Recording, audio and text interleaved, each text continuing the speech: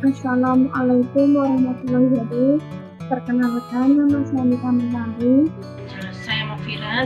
Perkenalkan, nama saya Aulia Isanul Ifada, NIM D22-2018-0245 dari kelas D2251. Perkenalkan, nama saya Nabila Hasati Amani, NIM D22-2018-0246. Perkenalkan, nama saya Naili Helena Sofina, NIM D22-2018-02490 dari kelas D2251.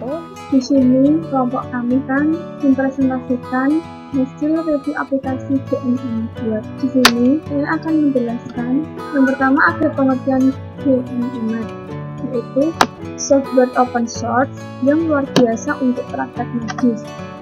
Yang kedua ada persis bentuknya software proprietary.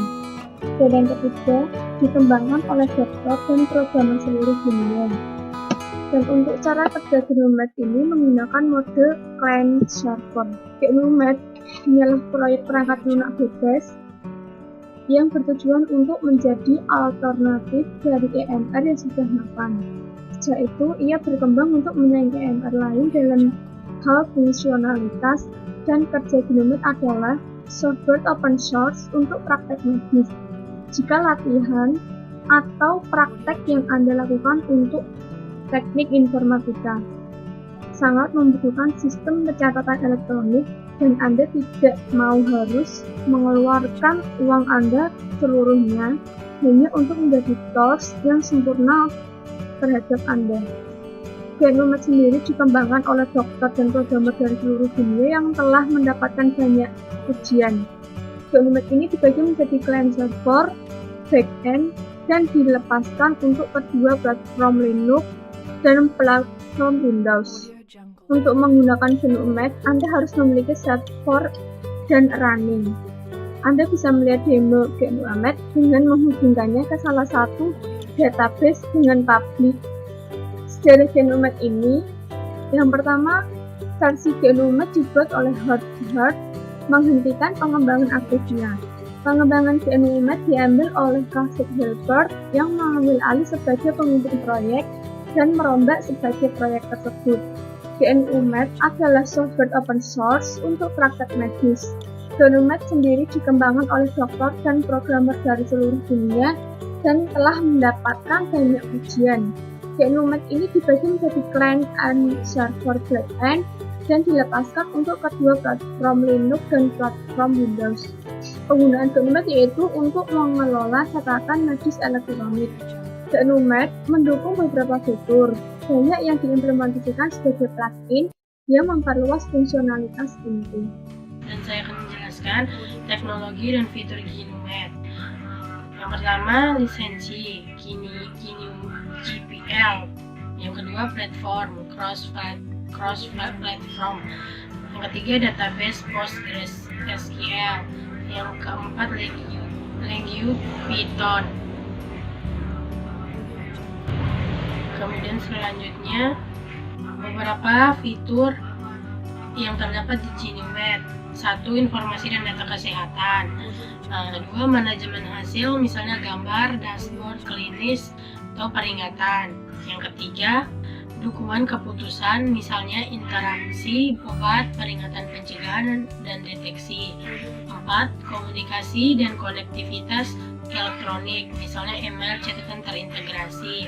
5. Proses administrasi, misalnya penjadwalan pasien, penagihan. 6. Pelaporan dan manajemen kesehatan populasi, misalnya indikator kualitas dan daftar nasional. Di sini saya akan mereview aplikasi GNOMED. Langsung saja. Karakteristik GNOMED yaitu sebuah aplikasi open source yang memiliki fitur sama persis dengan software proprietary yang sangat mahal tanpa perlu kita membayar. Nah, GNOMED ini dapat digunakan dalam platform Linux, Windows maupun macOS. Untuk tantangan implementasi GNOMED, yang pertama adalah tampilan aplikasi yang masih sangat asing bagi para pengguna. Yang kedua, penginstalan pada Windows membutuhkan kesabaran. Yang ketiga, penggunaan dataset publik cukup lambat.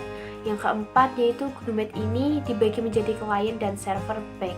Maka pengguna GNOMED harus memiliki server dan running. Pada bagian ini, saya akan mereview aplikasi GNOMED.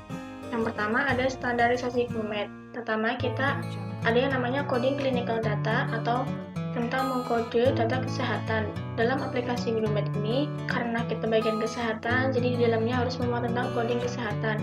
Ada ICD-9 itu untuk mengkode tindakan, ada ICD-10 itu untuk mengkode penyakit. Kemudian selanjutnya ada manage coding of. Yang pertama ada manage coding yang tentang encounters, listen for atau assessment of. Itu maksudnya adalah asesmen pasien, penyakit-penyakit yang terdahulu itu apa, kemudian episode, kemudian ada family history, itu misal kayak nama, alamat, tentang data identitas pasien tersebut, kemudian ada health issue atau masalah kesehatannya itu apa, kemudian ada measurement, ada medication and vaccination, maksudnya di sini itu tentang vaksin-vaksin, kemudian ada prosedur itu maksudnya adalah tindakan-tindakan kesehatan. Nah itu ada database functionality. Yang pertama itu aplikasi GNUMED ini itu bisa diakses melalui Linux, Windows, dan Mac OS X. Kemudian backupnya itu automated hands-off zero downtime digitality signet. Misalnya bisa melalui ini. Kemudian LabDAM. LabDAM itu bisa menggunakan GCOM untuk melihat CD-ROM containing X-Files, IMS, CTS, dan sebagainya. Kemudian ada HL7 itu lab result import. Pada bagian saya akan mereview bagian keamanan dan kontrol akses pada aplikasi GNUMED. Yang pertama, keamanan berbasis database, bukan peran. Jadi keamanannya itu sendiri memang pada database itu sendiri, bukan pada peran seperti peran seorang dokter ataupun peran seorang perawat itu sendiri, bukan masuknya. Jadi memang pada database itu sendiri. Lalu yang kedua, GNUMED akan beroperasi pada jaringan dari sedikit hingga banyak pengguna. Jadi jaringan ini apabila dengan pengguna yang sedikit ataupun dengan pengguna yang banyak, tentu jaringan ini akan beroperasi dan akan mendukung jaringan akses jarak jauh yang aman. Apabila memang mengakses dengan jarak jauh, tentu juga tetap aman. Yang ketiga, GNUMED akan menggunakan algoritma enkripsi dari standar tertinggi yang tersedia. Karena GNUMED ini menggunakan algoritma yang tertinggi, secara otomatis database, keamanan database-nya itu akan aman. Jadi seseorang yang ingin meretas datanya itu sendiri tidak bisa meretasnya. Yang keempat, GNUMED sendiri akan menyediakan mekanisme RAID. Selanjutnya saya akan mengoperasikan bagaimana aplikasi GNUMED akan muncul setelah login adalah seperti ini. Lalu di sini kita bisa melihat pada menu-menunya ada GNUMED itu sendiri, yaitu tentang aplikasi GNUMED itu sendiri. Jadi di sini kita bisa ada referensi database dan sebagainya yang penggunaannya emang seputar GNUMED itu sendiri. Pada menu person bisa mencari seseorang dengan cara kita ketikkan namanya siapa, seperti itu nanti akan terdapat namanya. Contohnya seperti itu tadi dengan nama Lina, ini terdapat nama-nama ini.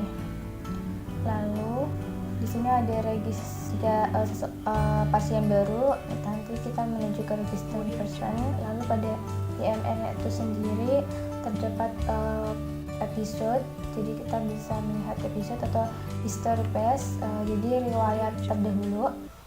Medication, alergi, okupasinya apa saja, external care, prosedur atau tindakan, measure, vaccination, family history, jadi riwayat keluarganya, karena emang pada beberapa kesakitan memang tergantung riwayat keluarga juga ya. Terus ada pregnancy, terus dan ini semuanya itu pada IMR. Lalu ada overview statistik, nanti kita bisa melihat statistiknya bagaimana. Lalu ada IMR3, nanti dokumennya. Terus ini untuk penguploadan dokumen. IMR timeline, sehari-harinya seperti itu. Simple notes, jadi cuman ini simple note itu hanya tentang diagnosisnya saja. Lalu EMR jurnal, jadi jurnalnya writer letter apabila ada ini dituliskan.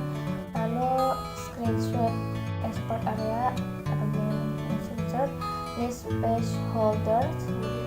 Lalu pada toolsnya search all EMRs, Snellen chart, stock risk stock, lalu ada lab result. Nah ini tadi teman saya sudah menjelaskan ada menggunakan HL7 one word XML stage HL7 first pending, lalu export generator XDT viewers.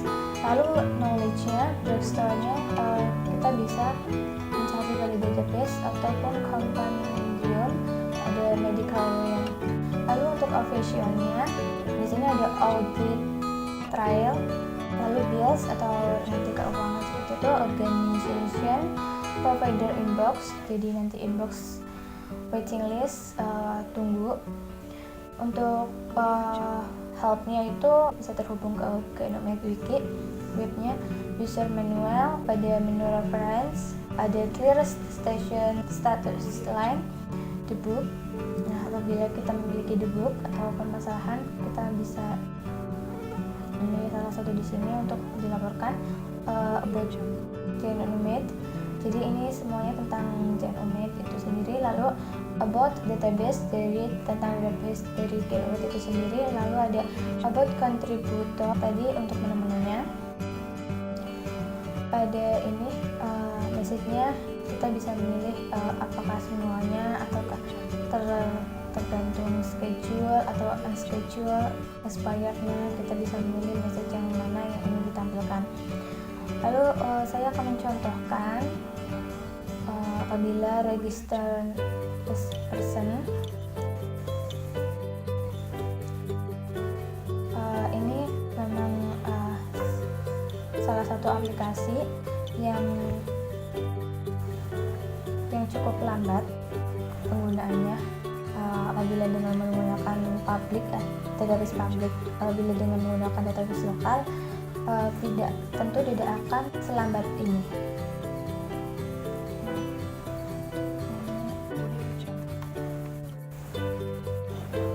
Nanti bagian ini saya akan mengisi dan akan saya cut nanti, jadi saya akan mengisi dulu. Jadi ini sudah saya isi. Lalu untuk mendaftarkan kita akan coba klik OK, karena ini memang database umumnya itu salah satu kekurangannya adalah ini berjalan dengan lambat. Maka jika ingin berjalan dengan normal, maka coba gunakan dengan yang lokal. Ini untuk tampilan masuk pada rekam medis elektroniknya Pira Avanin dengan gender perempuan dan umur tanggal lahir sekian. Jadi secara otomatis umurnya itu begini ya. Lalu kita bisa nanti apabila ada episode baru, nanti di sini akan menambah seperti itu. Ini yang disebut dengan IMR3. Jadi IMR3 itu di sini akan menambah episodenya dari Anin. Ini yang ditanda pentung itu Anin. Nah, untuk waiting listnya seperti ini. Lalu overview-nya sebentar, kita harus menunggu. Jadi ini kontaknya tadi sudah saya home-nya itu sudah saya masukkan ya pada awal pendaftaran, langsung di situ. Lalu ini activity-nya 1 kali home visit ya kan hari ini ya. Lalu untuk demografis, nah ini untuk notes-nya nanti itu biasanya di sini ada notes apabila memang terdapat notes seperti itu. Lalu untuk pada menu medication nanti di sini ada alergi, terus info-info lainnya terkait dengan dari Pira Avanin atau bisa dipanggil Anin. Lalu untuk dokumennya kita bisa men-short dari age, review status atau episode dan lain sebagainya. Nah, ini apabila kita akan memasukkan dokumen pada menu attach dokumen, lalu pada IMR timeline itu jadi seperti ini. Nah, ini mulai dari birth-nya beliau, si pasien lahir, dan sampai sekarang ini sedang mulai pada pemulihan seperti itu ya. Masuk ini bisa kita print atau di save. Ini untuk report sampel note-nya. Nanti di sini apabila ada problem nanti bisa secara otomatis. Nah, ini jurnal, jadi catatan medis ya, catatan medis kalau di itu. Jadi setiap kali ada langsung dicatatan dan langsung. Nah, ini billing nanti apabila sudah selesai akan muncul berapa yang harus kita bayarkan. Ini untuk notes-nya apabila kita akan memasukkan data-data tentang kesakitan kita. Ini bisa di sini purpose misalkan kayak fraktur seperti itu, nanti kita masukkan kodenya, lalu di save. Nanti di sini langsung tertuliskan problem-problemnya seperti itu. Itu sekian.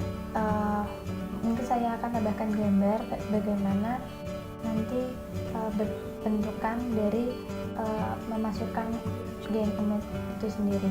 Sekian pengaplikasian pada GainUmed dari kelompok kami. Kurang lebihnya mohon maaf. Wassalamualaikum warahmatullahi wabarakatuh.